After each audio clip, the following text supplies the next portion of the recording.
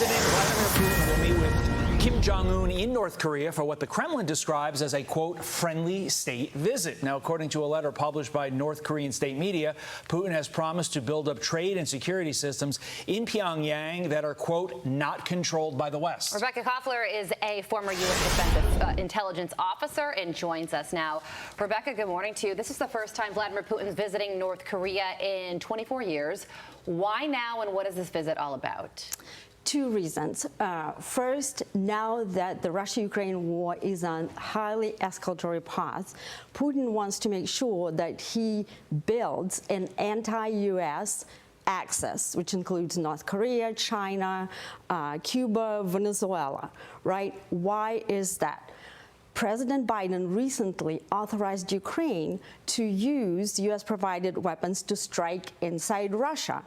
If that happens, whether intentionally or unintentionally, Russia's nuclear doctrine calls for the employment of nuclear weapons. So Putin is concerned that if he were to cross the nuclear threshold, how would the West respond? He's concerned about World War III. And in that situation, the West and the East are going to be fighting on the opposite side, and he's assembling the coalition where he can enable third parties to target both U.S. homeland and allies such as South Korea, to augment their own targeting capability to strike the homeland. So this is why he just sent the ships also to Latin America, and he's doing a lot of other things behind the scenes just to prepare for the worst case scenario. How do we as the U.S. balance the desire to help Ukraine win the war both economically and militarily, while not at the same time driving a desperate Putin in the arms of nuclear war? That, to me, is the bigger concern. We want to keep him down, but we don't want to make him desperate. Your thoughts? Yes, this is the crux of the whole matter. Ukraine war is unwinnable for Ukraine for the reasons that we discussed multiple times, including on the show. Russia just enjoys an overwhelming military and economic advantage. Putin is now having an upper hand that he dictates how the peace can be achieved. And we also missed the window of opportunity. Specifically, the Obama administration did, and his national security apparatus, and the Obama 2.0 cabinet. Antony Blinken, Jake Sullivan, they simply did not prepare a counter strategy. I personally briefed NATO and multiple U.S. combatant commands, Strategic Command that also actually manages our nuclear arsenal. I am flying out at the end of this week to bring the U.S. Space Force, NORAD, that missed actually the Chinese balloons, basically about Putin's thinking and his warfighting strategy that I described in the book. We missed that opportunity, and right now we're investing in the destruction of Ukraine, as sad as it is. Listen, to that point, NATO Secretary General, who's going to be on Fox and Friends later this morning, just made some very newsworthy comments saying that there have been talks among NATO members about bringing nuclear weapons out of storage, placing them on standby to send a direct message to our enemies. What do you think about that?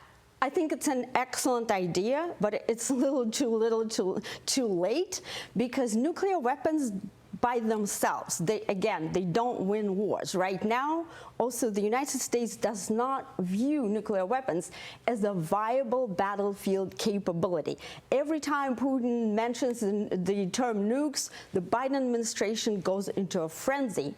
As opposed to that, Putin actually has 6,000 nuclear weapon arsenals, but he also has a very viable doctrine called escalate to de-escalate, where everything is planned out. We have no policy. Every single war game that I participated in back in the intelligence community, where we simulated a direct Russia-U.S.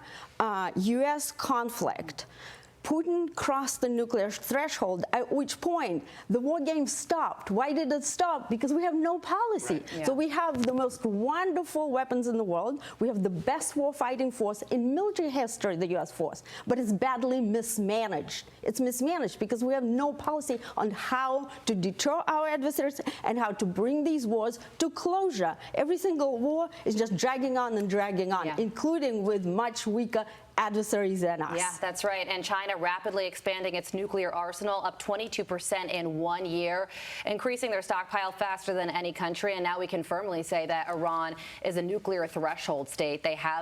Looks like they have the capability, the technology. They're just waiting to pull the trigger. Exactly. Yeah. They're de facto a nuclear state. Keep in mind, Trump said climate change is not existential. Nuclear war is. Biden keeps saying climate change is the existential threat. That's a great point. There's a decision when you vote in the voting booth. Which one do you think is the most existential? And there you go. Now, adversaries know that our president is half brain dead, and he also does not make the right priorities that put the U.S. security at the top.